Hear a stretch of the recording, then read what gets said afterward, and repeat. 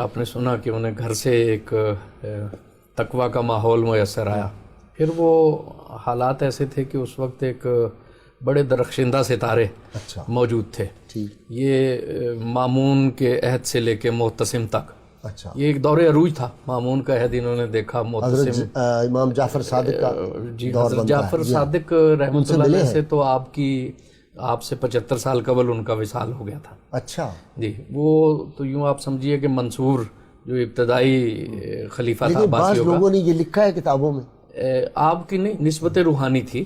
تصوف کی ساری کتابوں میں یہ موجود ہے کہ آپ سے 75 سال بعد آپ پیدا ہوئے، اور حضرت امام جعفر صادق سے آپ کی نسبت اویسی تھی۔ اچھا وہ تھی اویسی تھی۔ یہ دو شخصیات ایسی ہیں کہ حضرت امام جعفر صادق سے آپ نے بطریق اویسیت فیض حاصل کیا، اور آپ سے حضرت ابو الحسن خرقانی نے بطریق اویسیت فیض حاصل کیا۔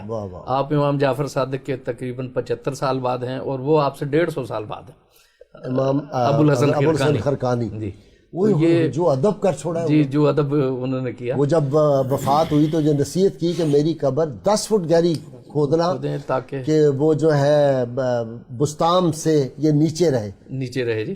اور بالکل اسی طرح کی وصیت حضرت بایزید بستامی نے بھی فرمائی تھی۔ اچھا، کہ ان کی قبر بھی جو ہے وہ حضرت امام جعفر صادق کے آرام گاہ سے نیچی ہونی چاہیے۔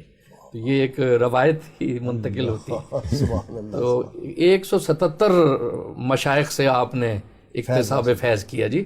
اس زمانے میں بڑے بڑے اکابر تھے، حارث محاسبی تھے، داؤد طائی رحمۃ اللہ علیہ کا آخری زمانہ تھا، عبداللہ بن مبارک تھے، اور جنید بغدادی سے تو آپ کی معاصرت تھی اور مکالمہ تھا، اور آپس میں بہت محبت تھی، اور ان کے شیخ سری سکتی۔ تو وہ گویا کہ ایک بڑا درخشاں دور تھا۔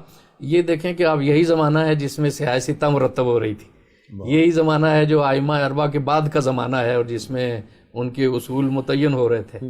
تو ایسے میں جو کہ زمانہ تقویٰ کا زمانہ تھا، احتیاط کا زمانہ تھا، شریعت کی ساری چیزیں مدون ہو رہی تھیں، حضرت بایزید بستامی اس ماحول میں عشق اور محبت کے علمدار تھے۔ سبحان اللہ۔